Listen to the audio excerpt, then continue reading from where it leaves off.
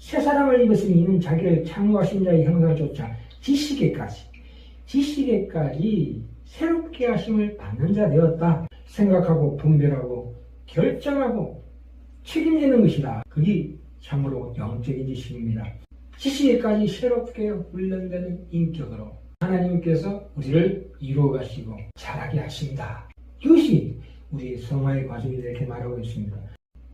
새 사람으로서의 예수의 유전자 DNA가 아담의 DNA, 우리 타락한 옛사람의 습성을 이깁니다. 환란이라는 것이 마음이 느끼는 갈등이에요. 오호라 나는 공고한 사람이로다 하는 것이 환란이죠. 그 탄식과 한숨을 받아낸 다음에 이긴다고 합니다. 거듭나는 것은 하나님의 전적인 은혜이지만 이 자라나는 문제에는 그것은 우리 몫이요 책임이라는 것입니다. 그러므로 성화의 과정에는 감정이 없습니다. 중생의 과정에서만 감정이 있고 감동이 있고 감격이 있습니다. 기쁨이나 감격 같은 감정이 아니라 우리 의지, 이성을 북돋워서 지식에까지 새롭게 훈련되는 인격이 되라. 지식에까지 새롭게 훈련되는 것. 골로새 3장 10절에 새 사람을 입었으니 이는 자기를 창조하신 자의 형상을 쫓아 지식에까지 새롭게 하심을 받는 자 아니라 영혼의 본질은 말씀입니다. 말씀은 하나님의 영이 마치 세상적인 가면을 쓰고 나타나신 것과 같다고 말씀드렸는데요. 인격을 뜻하는 영어 단어가 펄슨이죠. 레틴으로 A자만 보시면 됩니다. 페르소나라는 말은 본래는 연극 배우가 쓰는 탈을 의미하는데요. 점차 인간 개인의 인격을 가리키는 말로 쓰이고 있습니다. 인격이라는 것은 가면을 쓰는 데서부터 나온다는 뜻입니다. 세상에는 두 가지 종류의 가면이 있습니다. 쓰지 말아야 할 가면과 써야 할 가면이 있습니다. 쓰지 말아야 할 가면은 어떤 것입니까? 어떤 사람을 돕지도 않는데 돕는 척 하는 것은 쓰지 말아야 할 가면입니다. 화가 나도 그렇지 않은 척 하죠. 좋은 가면입니다. 분노가 치밀어서 얼굴에 웃음을 띠고 미소를 짓습니다.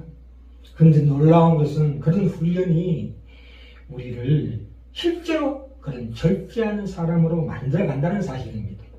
페르소나, 가면이라는 것은 드디어 펄신, 인격을 만들어낸다는 뜻입니다. 예수의 그 생각과 생명을 우리에게 계속 현실 속에서 넣어주고 계시기 때문입니다. 성격은 그대로지만 인격은 지식에까지 새롭게 변화되고 훈련된다. 성격과 인격을 혼동하지 말아야 하는 것이, 성격이라는 것은 대같은 성질을 말하자면 개성입니다. 그러나 인격은 성품이죠. 구원받았다는 확실한 증거는 성격은 그대로인데 이 인격, 성품, 그 기질이 서서히 변합니다. 그래서 말씀에 대한 갈급함이 있다는 것입니다. 성격은 그대로인데 성품이, 인격이 예수도 닮은 인격으로 서서히 변하는 것을 금지할 법이 없느니라. 갈라디아서 5장 22절 23절에 나오지요. 사랑과 희락과 화평과 원참과 자비와 양승과 충성과 언약과 절제니 이 같은 것을 금할 법이 없느니라. 하나님은 우리를 아들로 대우하십니다. 아브라함으로 보시지 않고 아브라함으로 보십니다. 그래서 아브라함을 변화시킨다. 야곱도 마찬가지죠. 사기꾼 강도 이름이 야곱, 평생을 하나님과 씨름했습니다. 드디어 그 이름이 이스라엘로 변합니다. 오늘날의 교회, 하나님이 그 아시 처소가 되는 거죠. 참 얼마나 귀합니까? 하나님은 이런 가치 없는 아브라함, 야곱을 사랑하셔서 가치 있게 만들어 가십니다.